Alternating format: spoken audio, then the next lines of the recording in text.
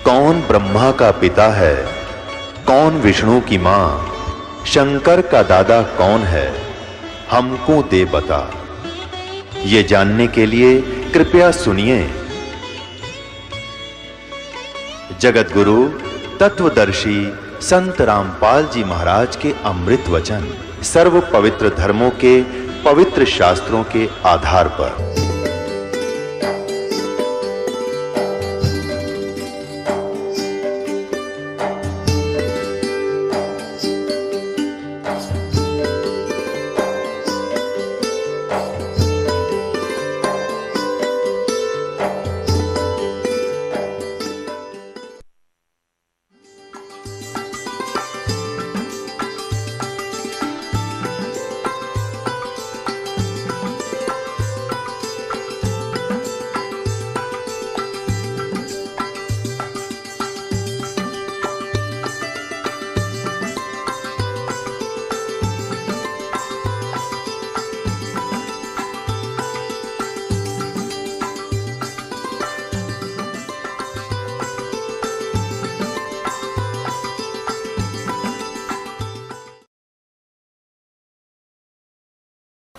कहते तुम मुझे अच्छी तरह समझ जाएगा वो ज्ञान बताता हूं। साथ में देगा दूसरा श्लोक। मैं तेरे लिए इस विज्ञान से तत्व ज्ञान को संपूर्णता कहूंगा, जिसको जानकर संसार में फिर कुछ भी जानने योग्य शेष नहीं रह जाता। अब ये 5वें श्लोक में 2 प्रकृति बताई है। इस 7वें अध्याय के 5वें श्लोक में पृथ्वी, जल, अग्नि, वायु, आकाश, मन और बुद्धि और अहंकार, ये तो 8 प्रकार की जड़। इस प्रकार ये तो 8 प्रकार से विभाजित मेरी प्रकृति है। ये 8 प्रकार के भेद वाली है। ये तो अपरा मेरी जड़ प्रकृति है। और इससे दूसरी जिससे यह संपूर्ण जगत धारण किया है, मेरी जीव रूपा प्राचेतन प्रकृति जान, ये दुर्गा है। आगे देखो, हम आते हैं अध्याय नंबर 7 के और श्लोक नंबर 12 पे, क्योंकि ताज़ा ताज़ा सिद्ध हुआ है कि रजगुण ब्रह्मा है, सतगुण विष्णु, तमगुण शिव जी, ये याद रखना। अब ये गीता ज्ञान दाता ब्रह्म है, काल है, और ये कह रहा है कि और भी जो सतगुण से उत्पन्न होने वाले भाव हैं, सतोगुण यानी विष्णु से सतिथि, और जो रजगुण से तथा तमगुण से, रजगुण ब्रह्मा जी से उत्पत्ति, तमोगुण से संहार शंकर जी से, तमगुण शंकर से संहार होने वाले भाव हैं, उन सबको मुझसे ही होने वाले हैं ऐसा जान, परंतु वास्तव में उनमें मैं और वे मुझ में नहीं है। अब पुण्यात्माओं, इस काल भगवान को 1 लाख मानव शरीरधारी प्राणियों के शरीर से निकले गंध को खाने का श्राप लगा हुआ है, जिस कारण से इसने अपने तीनों पुत्रों को ये यहाँ की व्यवस्था दे रखी है कि ब्रह्मा जी रजोगुण है, जिसके प्रभाव से हम संतानों उत्पत्ति करते हैं सभी प्राणी विवश होकर के, जीव के बस की नहीं। और सतोगुण श्री विष्णु जी के सतोगुण के प्रभाव से हम एक दूसरे में जकड़े हुए हैं, हमारे अंदर इतनी ममता भर रखी है, हमारे बस का नींद से दूर हो सके। और तीसरा जो संहार करता है शंकर भगवान, ये भी काल का पुत्र है। तो इन तीनों से ये कहता है कि जो रजगुण से होता है ब्रह्मा जी से उत्पत्ति, और विष्णु जी से स्थिति, और शिव जी से संहार, जो कुछ भी हो रहा है इसका निमित्त कारण तो मैं ही हूँ, पर मैं इनके सामने नहीं आता, इनसे अलग रहता हूँ। अब आगे चलते हैं, देखिएगा अध्याय नंबर 7 और श्लोक नंबर आपने 12 पढ़ लिया। और भी जो सतोगुण से उत्पन्न होने वाले भाव हैं, यानी सतिथि, और रजोगुण जो ब्रह्मा से सृष्टि उत्पत्ति, और तमोगुण शंकर से जो संहार होता है, उन सब को मुझसे ही होने वाले हैं ऐसा ही जान, परंतु वास्तव में इनमें मैं और वे मुझ में नहीं है, इनसे बाहर है ये। अब 13वें में कहा है कि गुणों के कार्य रूप सात्विक, राजस और तामस, इन तीनों प्रकार के भाव से, यानी इन्हीं के ऊपर आसक्त ये सारा संसार प्राणी समुदाय मोहित हो रहा है, इन तक सीमित है, ब्रह्मा विष्णु महेश तक। इन तीनों गुणों से, रजगुण ब्रह्मा, सद्गुण विष्णु, तमगुण शिव जी से परे मुझ अविनाशी को नहीं जानता। ये कहते हैं इनसे ऊपर हूं मैं, अलग हूं। अब आगे देखो, अब 14 में कमाल कर दिया, श्लोक नंबर 14 7वें अध्याय का। क्योंकि यह अलौकिक अर्थात अति अद्भुत त्रिगुणमयी मेरी माया, रजगुण ब्रह्मा सतगुण विष्णु तम गुण शिव जी के द्वारा फैलाया गया ये जाल, ये बड़ी दुस्तर है, बड़ा खतरनाक है। जो पुरुष केवल मुझको निरंतर भजते हैं वे इस माया को ब्रह्मा विष्णु महेश से ऊपर उठ जाते हैं, उल्लंघन कर जाते हैं। यानी जो ब्रह्म से लाभ होता है वो ब्रह्मा विष्णु महेश के लाभ से अधिक स्वर्ग प्राप्ति होती है। अब यहाँ कहते हैं 15वें श्लोक में कमाल कर दिया 7वें अध्याय के गीता जी में, माया के द्वारा जिनका ज्ञान हरा जा चुका है, रजगुण ब्रह्मा सतगुण विष्णु और तमगुण शिव जी रूपी इस त्रिगुणमयी माया द्वारा जिनका ज्ञान हरा जा चुका है, जो केवल इन्हीं की भक्ति तक सीमित है, इनसे आगे किसी की सुनना नहीं चाहते, आसुर स्वभाव राक्षस स्वभाव को धारण किए मनुष्यों में नीच और दूषित कर्म करने वाले मूढ़ लोग, मूर्ख, माम न प्रपदन्ते, मुझको नहीं भजते।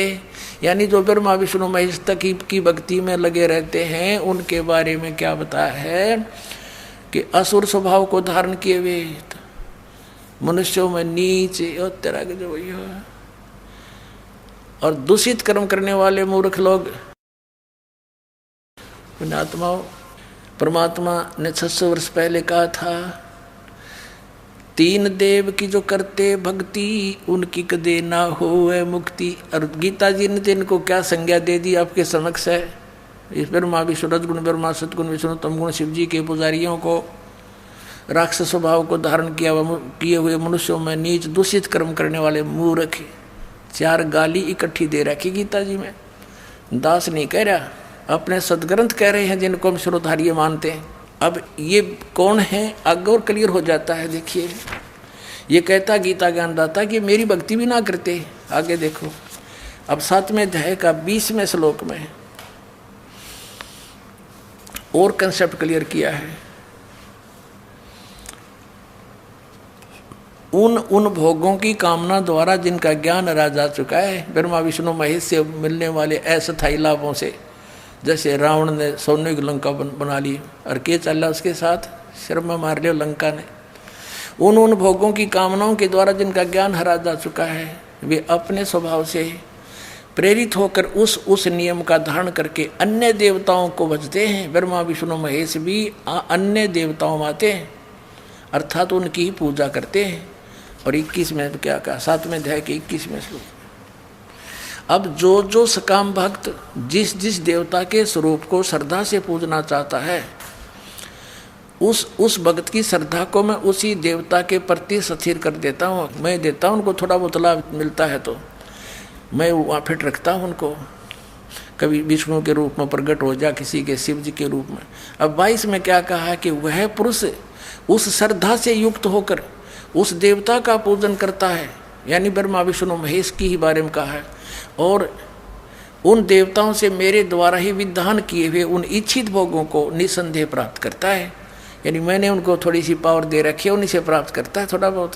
परंतु उन अल्प बुद्धि वालों का, मूर्खों का, उन अल्प बुद्धि मंद बुद्धि वालों का वह फल नाशवान है। ब्रह्मा विष्णु महेश के पूजने वालों का और देवताओं को पूजने वाले देवताओं को प्राप्त होते हैं और मेरे भक्त मुझको प्राप्त होते हैं। यही नड़ा दिया। अब चाहे जैसे भी भजे, ये अनुवादकर्ता की बकवाद है, मूल पाठ में नहीं है।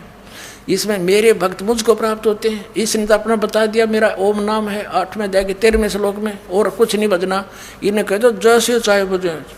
अभी ना अपना डंगा केड़ा दिया, जैसे चाहे का अर्थ कर दिया। हरे राम हरे कृष्ण राधे राधे श्याम राधे, चाहे कुछ भी जाप कर ले उसी तो मिले। ये है अनुवादकर्ता की बकवाद, अज्ञान सोच। और गीता में तो लिखा है 8वें अध्याय के 13वें श्लोक में, ओम इति एकाक्षरम ब्रह्म व्यवहारण माम अनुस्मरण यह प्रयाति तदंदेहम सह्यति परमाम गतिम। मुझ ब्रह्म का केवल एक ओम अक्षर है, नथिंग एल्स। और जो इसकी साधना करता है, अंतिम सांस तक भक्ति करता हुआ जाता है, तो इस परम गति को प्राप्त होता है। ओम से कौन सी परम गति होती है? ब्रह्मलोक प्राप्ति होती है। और 8वें अध्याय के 16वें श्लोक में लिखा है कि ब्रह्मलोक पर्यंत भी ये पुनरावृत्ति में वहां गए हुए फिर वापस आते हैं, जन्म मृत्यु होती है। अब यहां प्रसंग चल रहा है पुण्यात्माओं के इन तीनों देवताओं की भक्ति से क्या लाभ होता है, और ये शास्त्र विधिता का मनमाना आचरण है। तीनों देवताओं की भक्ति आगे दिखाते हैं। गीता जी अध्याय नंबर 16 के और श्लोक नंबर 23 में कहा है कि अर्जुन, जो शास्त्र विधि को त्याग कर मनमाना आचरण करते हैं, यानी जो पवित्र सदग्रंथों में वे ऑफ वर्शिप नहीं लिखी है, साधना की विधि, और उसके आधार से जो भक्ति करते हैं उनको कोई लाभ नहीं होता। देखिएगा, यह है श्रीमद् भगवद गीता अध्याय नंबर 16, श्रीमद् भगवद गीता अध्याय 16 का श्लोक नंबर 23। जो पुरुष शास्त्र विधि को त्याग कर अपनी इच्छा से मनमाना आचरण करता है वह न तो सिद्धि को प्राप्त होता है, न परम गति को और न सुख को ही। 24वें श्लोक में 16वें अध्याय के में कहा है, इससे तेरे लिए कर्तव्य और अकर्तव्य की अवस्था में जो कर्म करने चाहिए भक्ति के, जो ना करने चाहिए, शास्त्र ही प्रमाण है। किसी की दंत कथा पर विश्वास मत करना। ऐसा जानकर शास्त्र विधि से नियत यानी शास्त्र अनुकूल कर्म करने योग्य है, कर्म ही करने योग्य हैं, यानी और कर्म नहीं करना। जो गीता में लिखा वही मंत्र जाप करना, उतनी ही क्रिया करना। अब श्रीमद् भगवद गीता में किसी भी मंत्र के जाप का प्रावधान नहीं है। 8वें अध्याय के 13वें श्लोक में गीता ज्ञानदाता कहता है, मुझ ब्रह्म का केवल एक ओम मंत्र है और इसकी साधना करोगे तो मुझे प्राप्त होगे, ब्रह्मलोक में चले जाओगे। 8वें अध्याय के एक मंत्र में अर्जुन ने पूछा कि प्रभु आपने 7वें अध्याय के 29वें श्लोक में जिस तत्ब्रह्म के विषय में कहा है वो किम तत्ब्रह्म, कि उसको जानकर फिर व्यक्ति जराम और मन से छूटने का प्रयत्न करता है और अन्य किसी वस्तु की डिमांड नहीं रखता, इच्छा नहीं रखता, वो किम तत्ब्रह्म 8वें अध्याय के एक श्लोक में पूछा अर्जुन ने। उसका उत्तर दिया गीता ज्ञानदाता ने 3रे श्लोक में 8वें अध्याय के में कि वो परम अक्षर ब्रह्म है। 8वें अध्याय के 5 और 7 में तो गीता ज्ञानदाता अपने विषय में बताता तो मेरी भक्ति कर और युद्ध भी कर मुझे प्राप्त होगा। 8वें अध्याय के 8, 9, 10 श्लोक में उस परम अक्षर ब्रह्म के बारे में जानकारी बताई है कि उसकी भक्ति करेगा तो उसको प्राप्त होगा, जहाँ जाने के बाद फिर लौट कर कभी संसार में नहीं आते। अपने विषय में गीता ज्ञानदाता कहता 4थे अध्याय के 5वें श्लोक में और 9वें में, 2रे अध्याय के 12वें श्लोक में, 10वें अध्याय के 2रे श्लोक में कि अर्जुन तेरे और मेरे बहुत जन्म हो चुके, तू नहीं जानता मैं जानता हूँ। इसे सिद्ध है कि इसकी भक्ति करने वाले भी जन्म मृत्यु में रहेंगे। तो इसलिए इसने कहा कि 18वें अध्याय के 62वें श्लोक में कि तू सर्वभाव से उस परमेश्वर की शरण में जा, परम अक्षर ब्रह्म की शरण में जा, उसकी कृपा से तू परम शांति और सनातन परम धाम को प्राप्त होगा। 15वें अध्याय के 1 से लेकर 4 में और 16 और 17 में ये 3 पुरुष बताए हैं, सर पुरुष, अक्षर पुरुष और परम अक्षर पुरुष। सर पुरुष और अक्षर पुरुष ये तो व्यर्थ बताए हैं। उत्तम पुरुष तो अन्य परमात्मा इति उदाहरते 15वें अध्याय के 17वें श्लोक में कहा कि उसी वो है सर्वशक्तिमान परमात्मा, वो वास्तव में विनाशी है, वही आप वास्तव में पूज्य है। और 15वें अध्याय के 4थे श्लोक में कहा कि तत्वदर्शी संत की प्राप्ति के उपरांत परमेश्वर के उस परम पद की खोज करनी चाहिए, जहाँ जाने के बाद फिर लौट कर कभी संसार में नहीं आते और केवल उसी की भक्ति करो, अन्य की नहीं। अब यहाँ प्रसंग चल रहा है कि 16वें अध्याय के 23-24 में कहा है कि जो शास्त्र विधि को त्याग कर मनमाना आचरण करते हैं उनको कोई लाभ नहीं होता। और फिर ये कंसेप्ट क्लियर कर दिया 7वें अध्याय के 12 से लेकर 15 और 20 से लेकर 23 तक कि इन तीनों देवता रजगुण ब्रह्मा, सतगुण विष्णु, तमगुण शिव जी की पूजा करते हैं। ये इनका फल नाशवान है, ये मूर्ख हैं, राक्षस स्वभाव को धारण किए मनुष्यों में नीच दूषित कर्म करने वाले हैं। और यहाँ लिखा कि जो शास्त्र विधि को त्याग कर मनमानी पूजाएं करते हैं, इन तीनों गुण की पूजा आन उपासना के अंदर है, मनमाना आचरण है, उनको इष्ट रूप में पूजना ये पूजा कहलाती है, तो उनका कोई लाभ नहीं होता।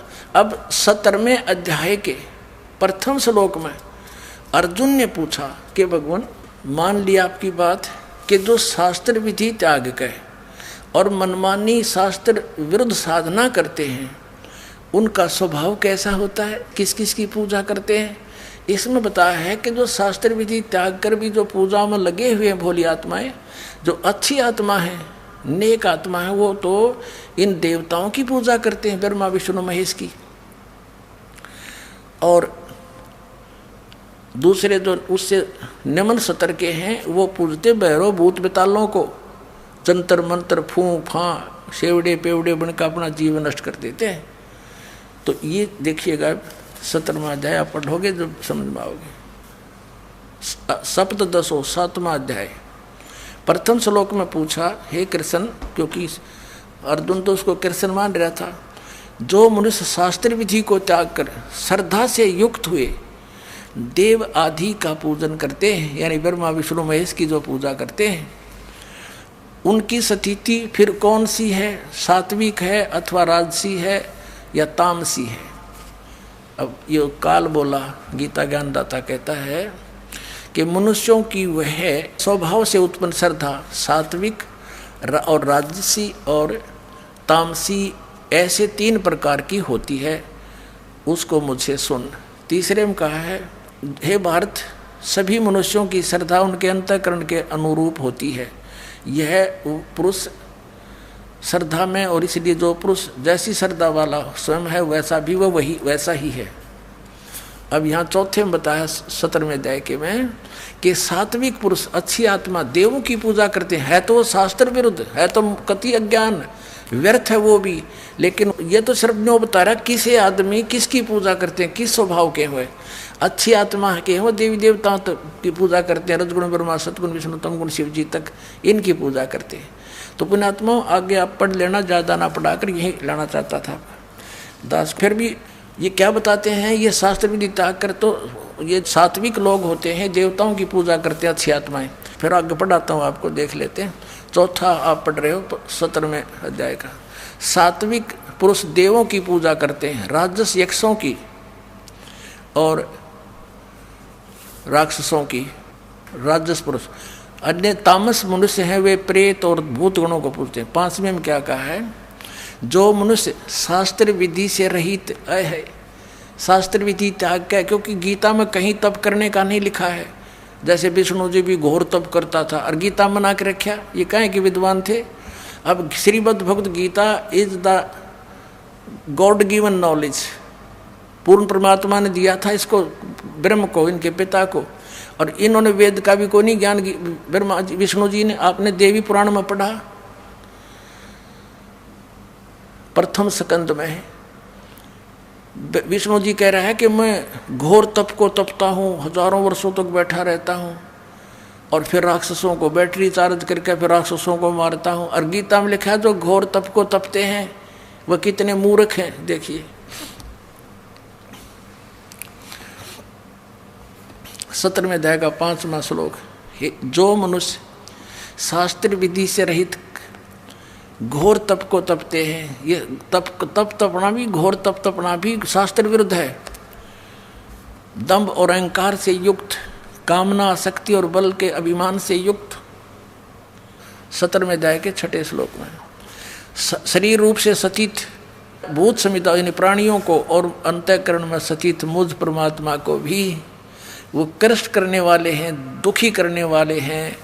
उन अज्ञानियों को असुर स्वभाव के जाने। कति क्लियर कर दिया। अब इससे क्या सिद्ध हुआ, श्रीमद् भगवत गीता में ये स्पष्ट हो गया। इन तीनों गुण की भक्ति में ये भूल पड़ो संसारी, कहे कबीर निज नाम बिना कैसे उतरो पारे। हरे राम हरे कृष्ण राधे राधे श्याम मिला दे, एवं नमः ओम श्री सतगुरुदेव एवं नमः। ये इस तरह के मनमुखी साधनाएं हैं, शास्त्र विधि के विरुद्ध है ये मंत्र। अब इसमें स्पष्ट हो गया है, परमात्मा ने कहा था 3 देव की जो करते भक्ति उनकी कदे ना हुआ मुक्ति। अरे पवित्र श्रीमद् भगवद गीता ने स्पष्ट कर दिया कि इन तीनों देवताओं की भक्ति करते हैं, वो है तो शास्त्र विरुद्ध है। और राक्षस स्वभाव को धारण किए मनुष्यों में नीच दूषित कर्म करने वाले मूर्ख, ये ब्रह्म कहता है मेरी भक्ति भी ना करते। अब इनको ऐसा क्यों कहा, जैसे एक बार श्री ब्रह्मा रजगुण की भक्ति की थी हिरण्यकशिपु ने, रजगुण ब्रह्मा जी की, और सिद्धि प्राप्त करके भगवान बन बैठा। अपने ही पुत्र प्रहलाद का शत्रु बन गया, और वो जुल्म गुजारे उस पुण्यात्मा के साथ। पिता होकर भी शर्म नहीं आई उस अहंकार के भूखे तीनों गुणों के उपासक ने। ऐसे जुल्म की राक्षस कहलाया और कुत्ते वाली मौत मारा गया। भगवान ने आकर उसकी छाती पाड़ी, पेट पाड़ के गिर दिया। अब तमोगुण भगवान शंकर की पूजा की थी रावण ने, आपके समक्ष है। और जो वर्तमान के शिव के पुजारी एक सोमवार का व्रत रख के थोड़ी बहुत मंत्रमाला करके नहीं सोचा कि पता नहीं क्या प्राप्ति कर लेंगे। अब रावण जैसी भक्ति वर्तमान का कोई भी नहीं कर सकता। यहाँ से धड़ काट के, यहाँ से काट के 10 दोनों भुजा से समर्पित कर दिया था। और जैसा किया वैसा ये दे सकते हैं भगवान, वैसा ही इसको दे दिया। लेकिन दुर्बुद्धि नहीं गई, राक्षस कहलाया, कुत्ते वाली मौत मारा गया। और कैसा दूषित कर्म किया, अपनी ही माता को, सीता को उठा लाया, जो शंकर भगवान के बड़े भाई की पत्नी थी, उसको उठा लाया। पत्नी बनाने की चेष्टा कर रहा था अपनी माँ को। इसे दुष्ट और कौन होगा, दूषित कर्म और क्या होगा। कुत्ते वाली मौत मारा गया और राक्षस कहलाया। एक भस्मागिरी नाम का साधक था, तपस्वी था, तमोगुण श्री शिव का उपासक। और शिव जी के गेट के सामने, मेन गेट के सामने ऊपर को पैर करके नीचे न सिर करके तपस्या करने लग गया। 12 वर्ष तक सिरासन पर रहा। एक दिन पार्वती जी ने कहा कि भगवान आप तो महादेव हो, देवताओं के देव हो, आप तो जो चाहो सो कर सकते हो, आपके भगत को दे दो जो मांगता है। अब भगवान शंकर ने कहा, शिव जी ने कहा तमोगुण ने कि मांग भाई भस्मागिरी, क्या मांगता है साधु। भस्मागिरी ने कहा जी वचनबद्ध हो जाओ तब मांगो। भगवान शिव ने कहा ठीक है भाई, मैं वचनबद्ध हो गया, प्रतिज्ञा करता हूं तू मांगेगा वही दे दूंगा, वचन है मेरा। उसी से मैं सीधा खड़ा हो गया और कहने लगा भगवान ये भस्म कड़ा दे दो जो आपने हाथ में पहन रखा है। उस भस्म कड़े में एक शक्ति थी, उसको मालूम था कि जिसके सिर के ऊपर ऐसे करके यूं कह दिया कि भस्म, वो व्यक्ति, वो पशु पक्षी भस्म हो जाता था। अब जो ही भगवान शंकर ने वचनबद्ध होने के कारण वो अपना प्रिय कड़ा भी दे दिया, ये सोचकर कि साधु संत है, जंगल में रहता है, हिंसक पशुओं से बचने के लिए, राक्षसों से बचने के लिए ले रहा होगा, दे दिया। जो ही कड़ा हाथ में आया और एकदम ठाके मारकर हंसने लगा कि शंकर होले होशियार, तुझे मारूंगा और पार्वती को अपनी पत्नी बनाऊंगा। हा हा हा। अब उसने न्यू किया, शंकर भगवान जान गया कि तो एकदम चेंज हो गया सारा, इसका तो हाव भाव बदल गया नीच का। भगवान शंकर ने डांक ठोक दी, फुल स्पीड तक भाग लिया, 100 की स्पीड तक। आगे आगे भगवान और पीछे पीछे पुजारी, जा खखाट पटा। तो परमात्मा ने आके रजा करी, उनके शंकर जी के और उस पुजारी के बीच में आकर पार्वती रूप बना के खड़े हो गए खुद परमात्मा। और वो तो पार्वती के लिए भाग ही रहा था, उसने सोचा चल 2 बात कर लेता हूँ, पार्वती से रुक गया। अब पार्वती रूप में परमात्मा ने कहा कि आप रुक जाओ, क्यों भागे जा रहे हो, आओ बैठो 2 बात करेंगे। अब शंकर जी तो आपके निकट आ नहीं सकता, 100 किलोमीटर तो उड़ा नहीं डटे भी हो। अब वो निश्चिंत होकर खड़ा हो गया। पार्वती रूप में प्रभु ने कहा कि मुझे कुछ डांस करके दिखा ताकि मेरा मन प्रसन्न हो, आपको पसंद करूं। अब वो कहने लगा मैंने नाचना तो ना आता, मैं साधु संत, मैंने तपस्या की है। तो पार्वती रूप में भगवान ने कहा कि मैं सिखाती हूँ तुझे, पहले डांस करके दिखा मुझे। इस हाथ को ऐसे कर, इस पैर को ऐसे कर, इसको ऐसे कर, इसको ऊपर ला, इसको नीचे कर। धीरे धीरे जिस हाथ में उसको कड़ा था वो सिर पर आ गया ना, तो उस बूढ़ी बूझ के जब कह दिया भस्म, वो भस्मा गिरी नष्ट हुआ। अब उस कड़े को लेकर विष्णु रूप धारण करके परमात्मा शंकर भगवान के से काफी आगे खड़े हो गए और कहा, कहाँ दौड़ रहे हो? बोले, नाथ कहाँ चले? शंकर जी कहाँ जा रहे हो? कि भाग ले विष्णु भाग ले, पीछे एक दुष्ट आ रहा है, उसने मेरे से धोखा किया है। तब विष्णु रूप में प्रभु ने कहा कि देख, ये तेरा कड़ा में ले आया, उससे भाग, डरे मत, वो मैंने नाश मार दिया है। कि नहीं नहीं, ये कोई और होगा, कि वही है, चिंता ना कर। दौड़ता दौड़ता पूछ रहा, कैसे क्या कर दिया? कि मैंने उसको ऐसे ऐसे पार्वती रूप बनाया, उसके सामने खड़ा हो गया, उसको गंड हाथ नचा के, नाच नचा के, और उसको ऐसे किया जब वो मार दिया। शंकर भगवान ने कहा, मुझे उसकी वो ऐसे दिखा दे, राख कहाँ सी जलिया है। वो ला के दिखा लिया ना कि यो पड़ा उसकी राख। जब कलेजे की धड़कन बंद हुई भगवान शिव जी की, जिसको अविनाशी कहा करते, अजरो अमर मृत्युंजय कालज्जय सर्वेश्वर महेश्वर। बताओ, ये थे हमारे टीचर हिंदू धर्म के, नकली गुरु, मूर्ख बना रहे हमारे को हजारों वर्षों से। अपने आत्माओं, ये तो दो गुणों के पुजारियों का निर्णय हो गया। किसे थे ये? राक्षस स्वभाव को धारण किए मनुष्यों में नीच दूषित कर्म करने वाले मूर्ख है। अब भस्मा गिरी जैसा नीच कर्म कौन करेगा? भगवान की पत्नी पे, और नीत खराब कर दिया अपनी माँ पे। तो इसे दुष्ट, गीता जी में कहा है, राक्षस स्वभाव को धारण किए। भस्मा असुर कहलाया, भस्मा राक्षस कहलाया, भस्मा गिरी से। अब सतोगुण श्री विष्णु जी के पुजारी वैष्णु धर्म, वैष्णु साधु होते हैं। एक समय हर की पैड़ी हरिद्वार के अंदर एक कुंभ के पर्व की, कुंभ के मेले की, त्योहार की पर भी लगी। हर की पैड़ियों पर वो पर भी लगनी थी, वहाँ स्नान करना था। तो सभी ये षटदल बोला है न, 6 प्रकार के को, गिरी, पुरी, नागा, सन्यासी, वैष्णु, नाथ, ये षटदल कहलाते हैं। दल माने संख्या, अलग अलग ग्रुप, दल माने पूरा समूह।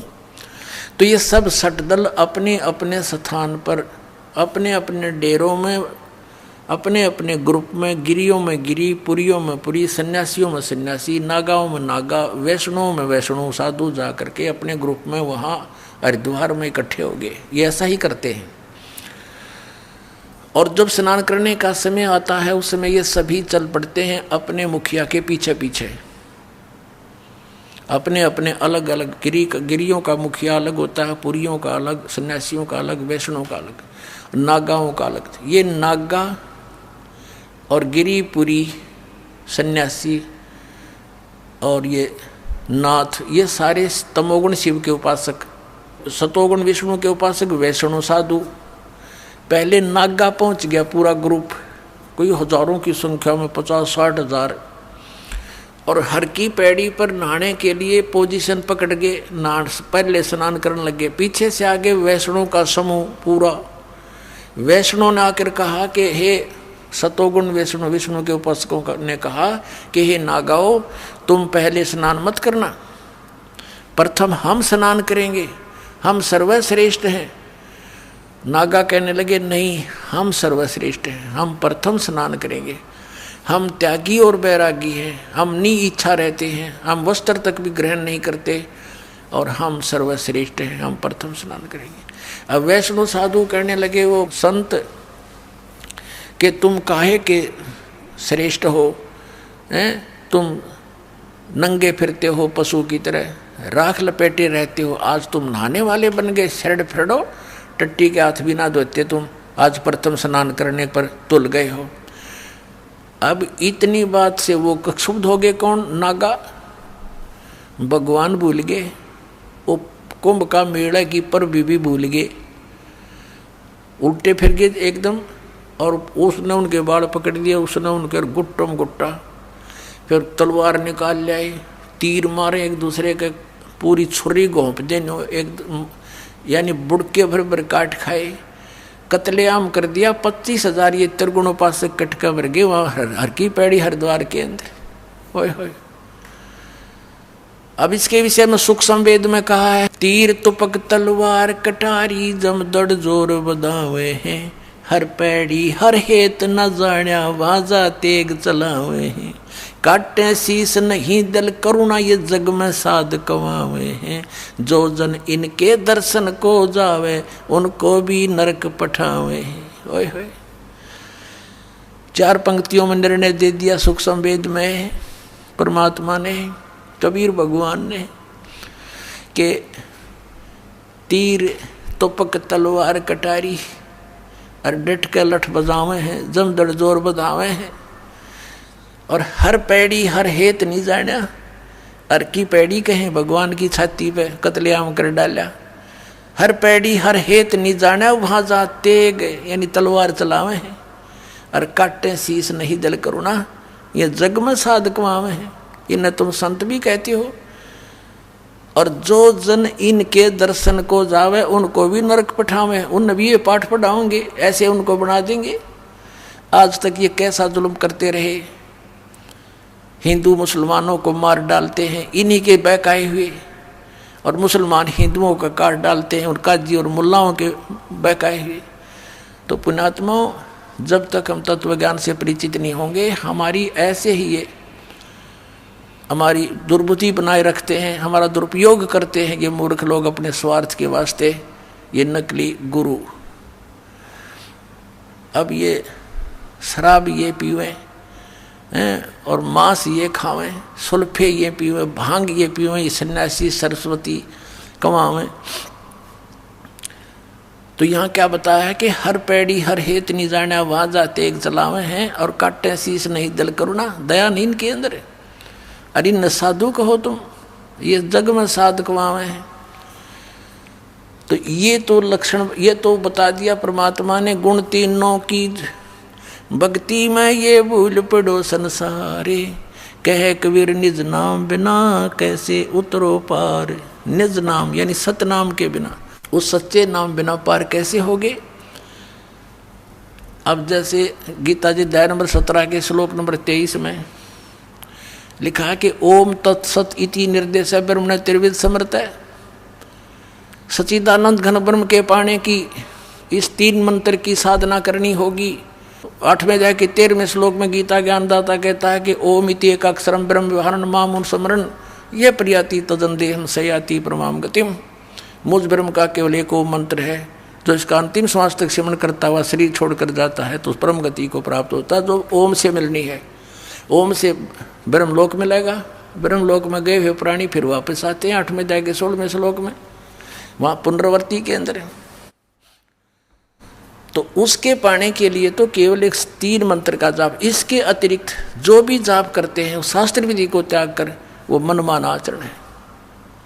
फिर ऑप्शन छोड़ दिया है कि उस परम अक्षर ब्रह्म की पाने की पूरी complete worship, way of worship तत्वदर्शी संत बताओगा, उससे पूछ लो तो वो बताएगा। फिर सबकी कैसी पूजा नहीं करनी, पूजा होती है इष्ट रूप में मानकर पूजा करना होता है, साधना मजदूरी कोई अन्य होता है। अब ये तो हो गया कि 3 देव की जो करते भक्ति उनकी कदे ना हो वह मुक्ति। 600 वर्ष पहले परमेश्वर ने कहा था ये बातें, ये ज्ञान बताया था, और आज इसका समर्थन उन सदग्रंथों ने किया जिनको हम एथेंटिक मानते हैं। तो वो क्या थे जो हमने ज्ञान दिया करते, वो नकली गुरु आज तक मूर्ख बना रहे आपको। पुण्यात्माओं, जागो, समझो और मत भूत प्रेत बनो, सतलोक चलेंगे। अब गीता जी अध्याय नंबर 7 के श्लोक नंबर 16 और 17 और 18 में गीता ज्ञान दाता ब्रह्म अपनी साधना करने वालों की बताता है कौन कौन करते हैं। अर्थार्थी, आर्थ, जिज्ञासु और ज्ञानी।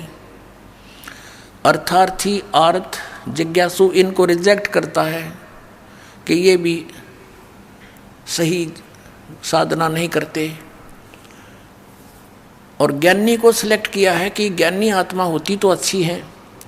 ज्ञानी वो होता जिसको पता लगा कि केवल एक परमात्मा की भक्ति करनी चाहिए। वेदों में यही लिखा है कि पूर्ण परमात्मा की भक्ति से पूर्ण मोक्ष होगा।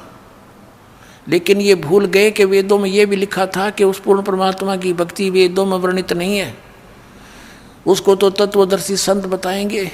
लेकिन इन्होंने अब पे निष्कर्ष निकाल लिया, यजुर्वेद अध्याय नंबर 40 के मंत्र 15 से ओम नाम सेलेक्ट कर लिया पूर्ण परमात्मा का, जबकि वो 17वें श्लोक में 40वें अध्याय यजुर्वेद के खुद कह रहा है कि मेरा तो ओम ब्रह्म है, ओम मंत्र है बुझ ब्रह्म का, और वो तो परोक्ष है, पूर्ण परमात्मा तो ऊपर।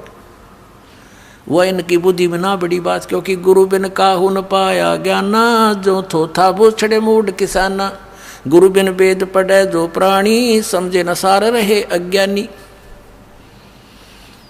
जिस कारण से इन्होंने, इन ज्ञानियों को ये तो पता लग गया ज्ञान उपासना नहीं करनी, तीनों गुणों की पूजा, रजगुण ब्रह्मा सतगुण विष्णु तम गुण शिव जी की भी नहीं करनी चाहिए। तो इन्होंने ये भी ज्ञान हुआ कि मनुष्य जीवन केवल परमात्मा प्राप्ति के लिए मिलता है, इसमें भगवान प्राप्ति साधना भक्ति नहीं हुई तो व्यर्थ है।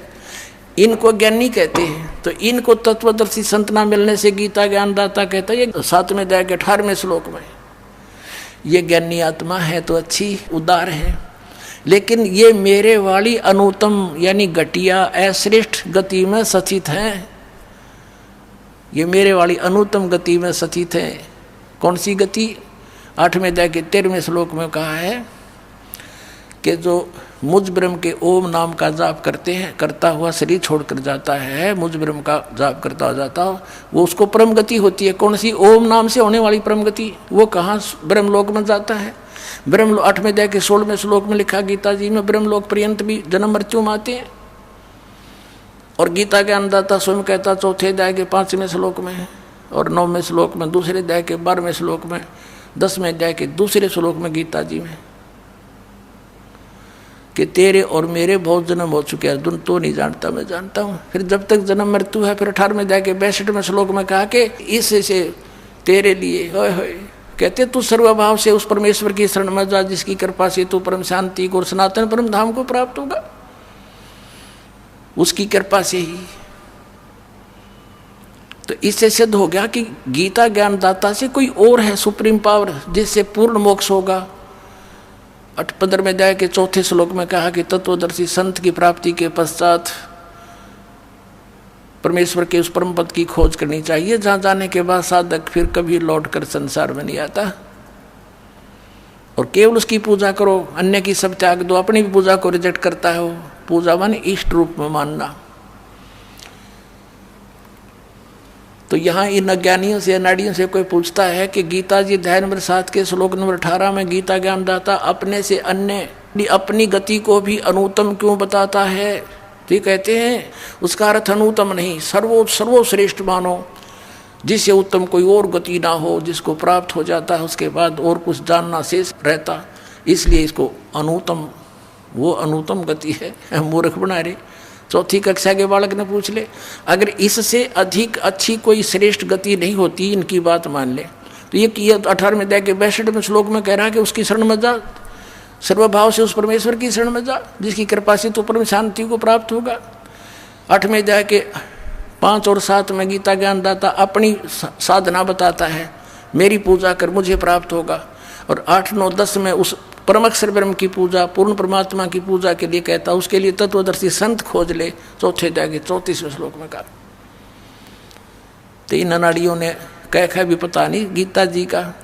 गीता जी में है कि हरे कृष्ण हरे राम राधे श्याम सीताराम ओम नमः शिवाय फलाना धकड़ा, है कोई मंत्र ऐसा? मूर्ख बना रहे कितने दिनों से हमारे को। अब इसलिए इस गीता ज्ञानदाता ने कहा है कि मेरी साधना में ये लीन ज्ञानी आत्मा अनुत्तम गति में ही सचित रहे। अनुत्तम कैसी? कि जिससे जन्म मृत्यु बार बार होती रहे, वो अनुत्तम है। और जहाँ जाने के बाद फिर लौट कर नहीं आते, वो ब्रह्म साधना से प्राप्त नहीं हो सकती। इन ज्ञानी आत्माओं ने हठ योग किए, ओम नाम का जाप किया, वेदों से प्राप्त करके आन उपासना, किसी देव की पूजा नहीं की। और ब्रह्मा जी को जब ये कमल के फूल पर बैठा था वहाँ सचेत हुआ, इसको बेहोश करके कोमा में रखा हुआ था, वहाँ सचेत कर दिया कमल के फूल पर बैठा के। ब्रह्मा जी कहते मुझे नहीं मालूम है कहाँ से आ गया। तो आकाशवाणी कर दी इस काल ने कि तप करो तप करो। इसने सोचा यह आकाशवाणी पूर्ण परमात्मा की है और करी थी इस काल ने। उसके बाद ब्रह्मा जी को वेद प्राप्त हुए। वेदों में कहीं पर भी हठ योग तप योग करना नहीं लिखा। तो इस ब्रह्मा के इस लोक वेद से कि मुझे आकाशवाणी हुई है तप करने की, हठ योग करने लग गए। ये ओम नाम का जाप वेदों से ले लिया, हजारों वर्ष तक डले डोते रहे। गीता अध्याय नंबर 11 के श्लोक नंबर 47-48 में कहता अर्जुन ये मेरा रूप जो तूने देखा ये असली मेरा रूप है, इससे पहले किसी ने नहीं देखा, किसी को प्राप्त नहीं हुआ मैं। और मेरे इस रूप की प्राप्ति साथ मेरी प्राप्ति न वेदों वर्णित विधि से, न तप से, न जप से, न किसी क्रियाओं से कोई नहीं कर सकता। इति सिद्धम कि वेदों में वर्णित विधि ओम नाम से और जो भी साधना क्रिया करते हैं यज्ञों से परमात्मा प्राप्ति नहीं से कुछ अन्य लाभ हो जाते हैं।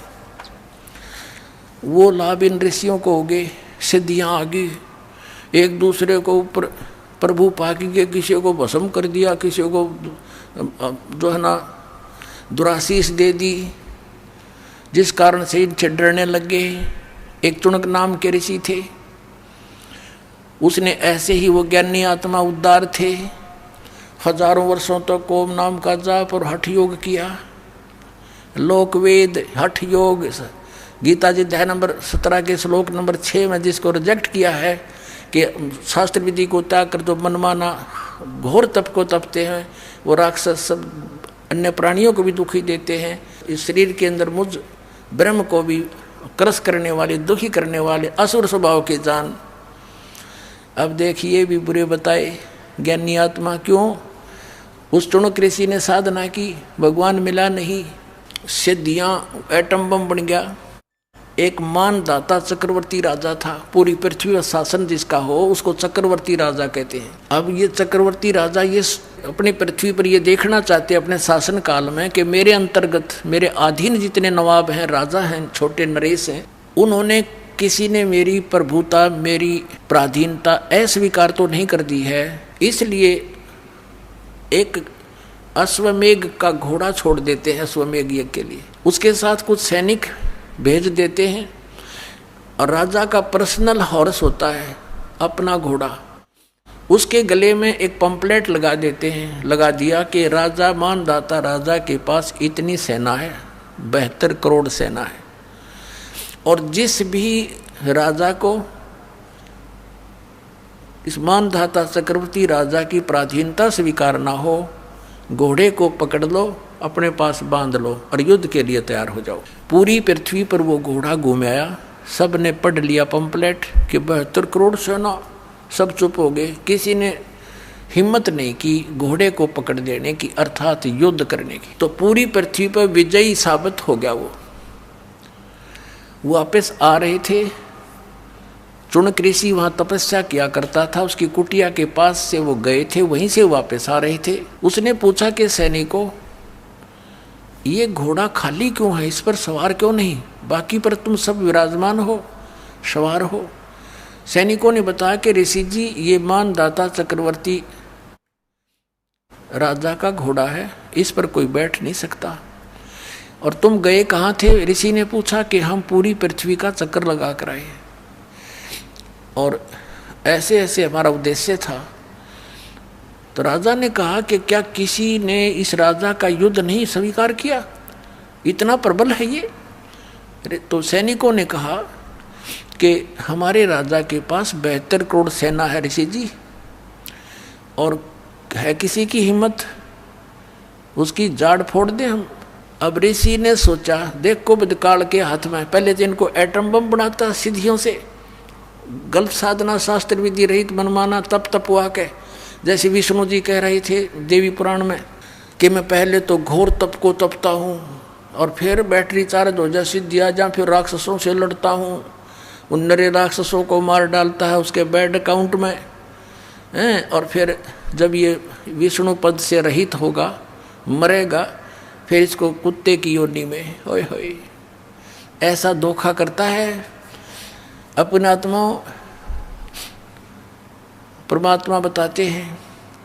फिर उधर से काल के हाथ में रिमोट था, उसने उसकी रिमोट से ऋषि के अंदर प्रेरणा भर दी कि इसमें तो अभिमान हो गया राजा में, इसका अभिमान ठीक करना चाहिए।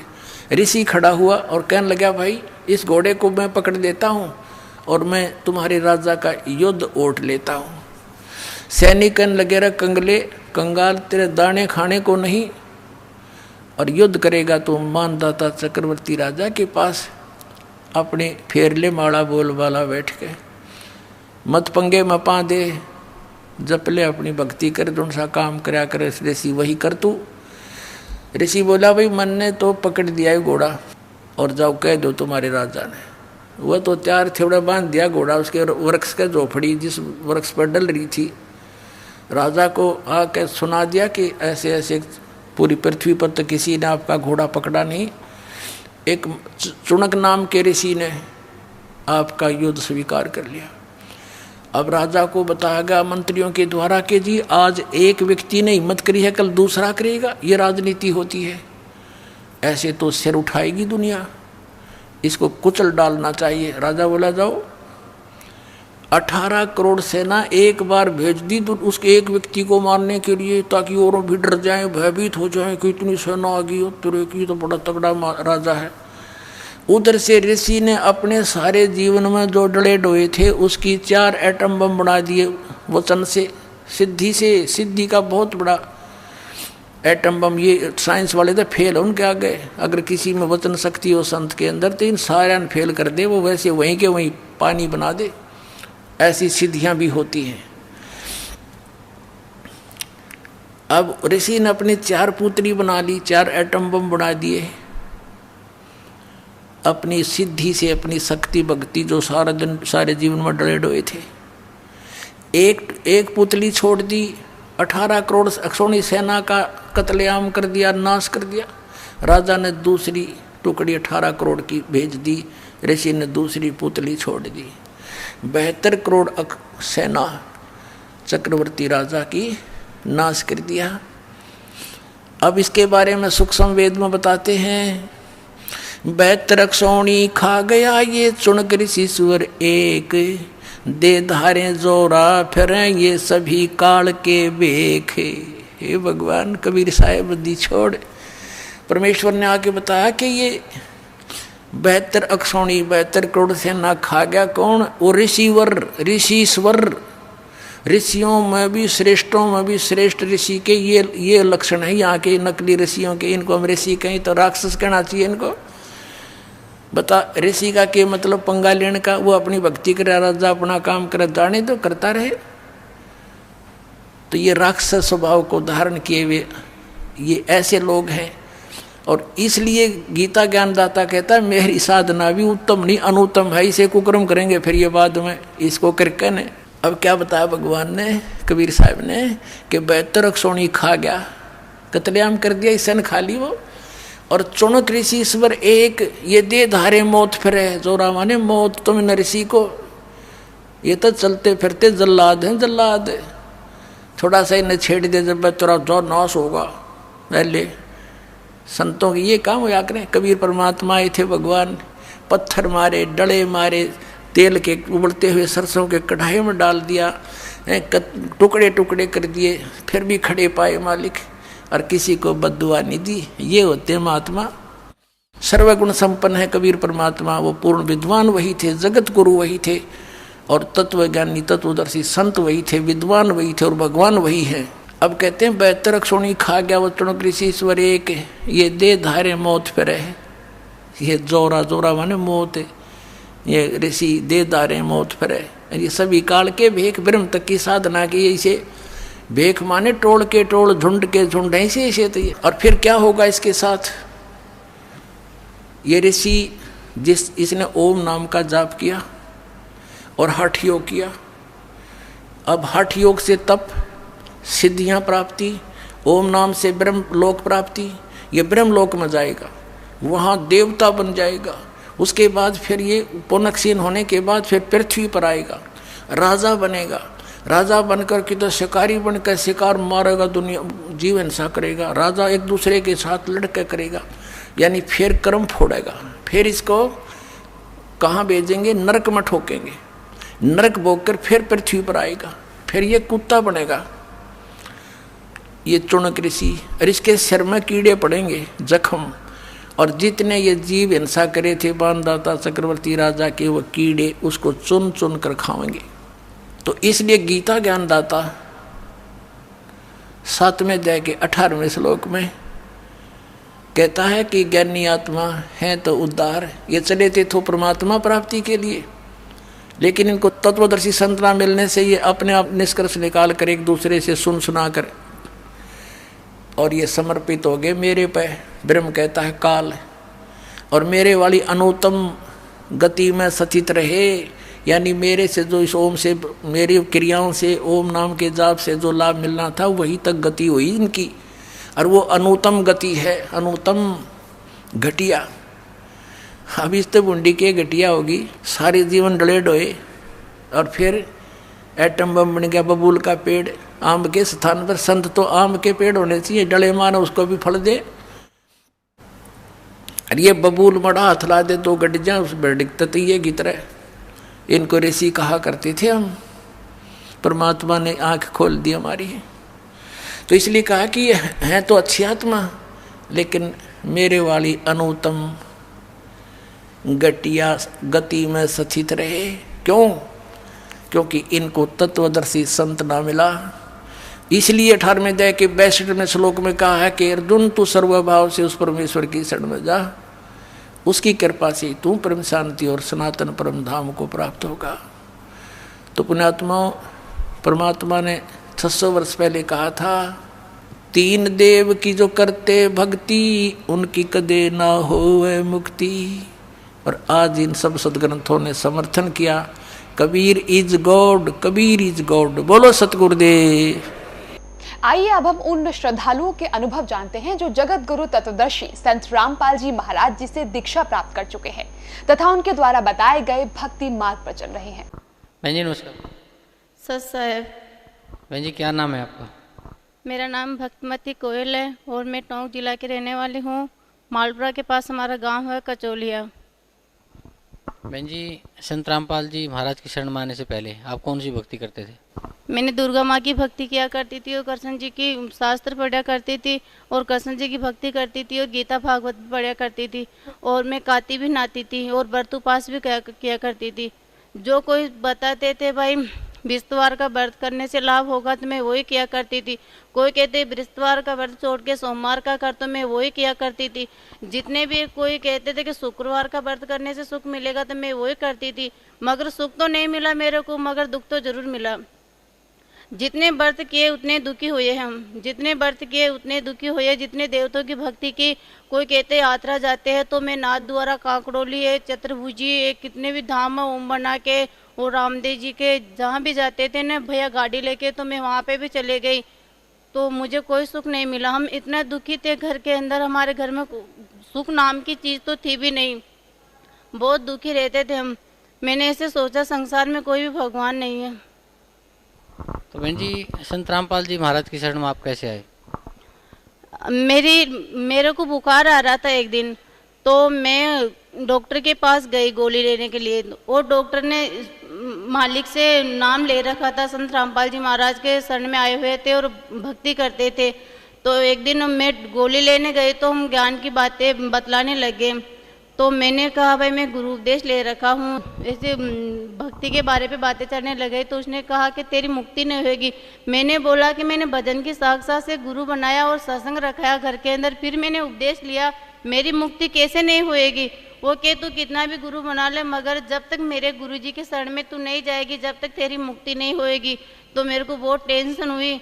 मैंने कहा कि भाई मैं आपके गुरुजी के शरण में चले जाऊंगी मगर मेरी मुक्ति होना चाहिए। और मैं गीता भागवत पढ़ा करती थी, मेरे दिल में यही टेंशन रहती है, भगवान मेरे जन्म मरण से छुटकारा दे दो, हे कृष्ण भगवान मुझे जन्म मरण से छुटकारा चाहिए। मैं रात दिन चिंता में रिया करती थी। तो फिर और उस डॉक्टर ने बोला कि तू मेरे साथ चल और मैं तेरे को बताता हूँ।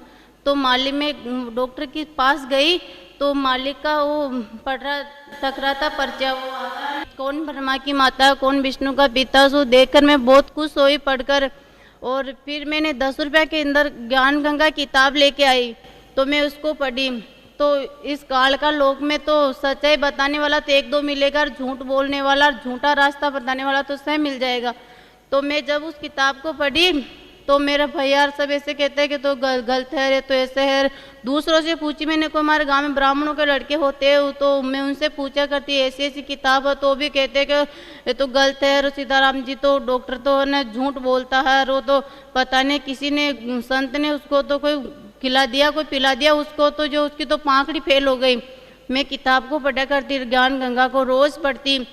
तो इस कालबली की भांग थी मेरे सर पे तो उतरी नहीं, तो मैं पढ़ा करती थी इस किताब को, परंतु मेरे को डर लगता पता नहीं कौन सा संत है कौन है, ये किताब कैसी है।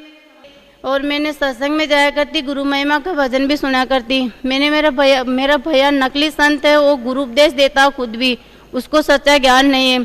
तो मैंने बोला भैया किताब कैसी है, इसमें अंदर ऐसी ऐसी बातें लिखी हुई है। तो भैया ने बोला बहन तेरे में ज्ञान नहीं है, कबीर साहिब जी का ज्ञान उठपटा झटपट पढ़ा न जाए, जो पढ़ जाए तो बेड़ा पार हो जाए।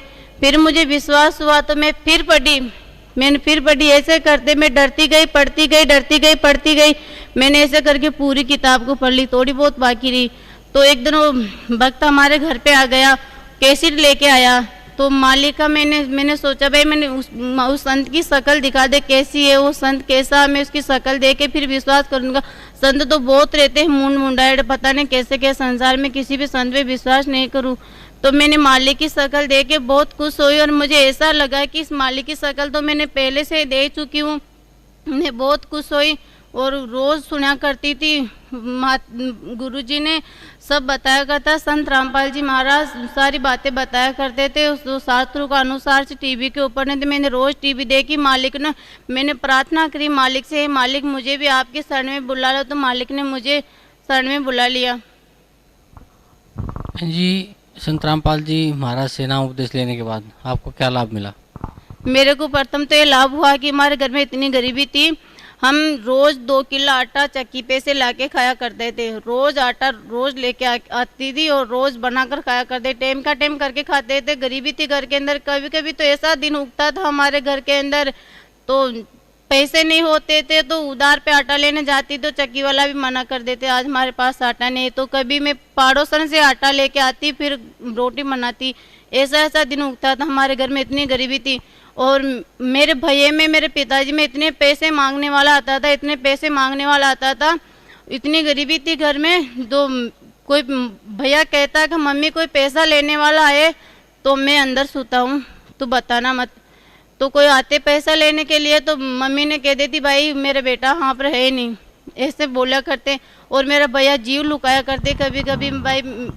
तो इतनी गरीबी थी घर में। और आज रामपाल जी महाराज की शरण आने के बाद में इतना सुख हुआ कि हमारे घर पे कोई भी पैसा मांगने वाला नहीं आते, कोई भी पैसा मांगने वाला ले आते। और मेरे भैया के जेब के अंदर 24 घंटा पैसे रहते, मेरी मम्मी की जेब के अंदर पैसे रहते और मेरे पापा जी की जेब के अंदर भी ढेर सारे पैसे रहते, कभी भी जेब खाली नहीं रहते। और इतना सुख हुआ, मैं इतना सुख हुआ कि सुख लेते हैं लेकिन कहने नहीं आता, इतना सुख हुआ। बहन जी, भगत समाज को क्या संदेश देना चाहते हैं आप? मैं भगत समाज को ये संदेश देना चाहती हूँ कि सोयो तो निष्फल गयो, जागो सो पल ले, साहेब हक ना राखसी, जब मांगो तब दे। एक दिन मेरी लड़की को मैंने टी शर्ट पहनाया तो उस टी शर्ट के अंदर इतना मोटा भंवरा था, वो काला आता ना भंवरा, तो उसके टी शर्ट बाँव के ऊपर बैठा था। तो मेरी लड़की ने बोला मम्मी मुझे पता नहीं कुचर चल रही है। मैंने सोचा क्या हो गया तेरे, तो ऐसे कुचरी। तो मैं सोची कोई ये तो घोड़ा होगा कोई राम जी का, ऐसे क्या कि फड़कले आ जाते। मैंने ऐसे करके टी शर्ट को देखा तो इतना मोटा भंवरा निकला। तो भंवरा मेरी बच्ची को काटा नहीं, मुझे देख कर ऐसा लगा कि वो भंवरा काट लेता तो मेरी बच्ची बेहोश हो जाती, भयंकर दुखी हो जाती। मेरे घर में इतनी गरीबी थी कि मैं ठीक भी कैसे करवाती उसको। और दूसरी बात, एक दिन मैंने ऐसे सूती थी कोठड़ी के अंदर, तो ऊपर ने पंखा चल रहा था छत का, तो मैं सूती तो एकदम अचानक लाइटर चले गई। लाइटर जाते ही मैंने सोचा कि मैं बाहर सो जाती हूँ।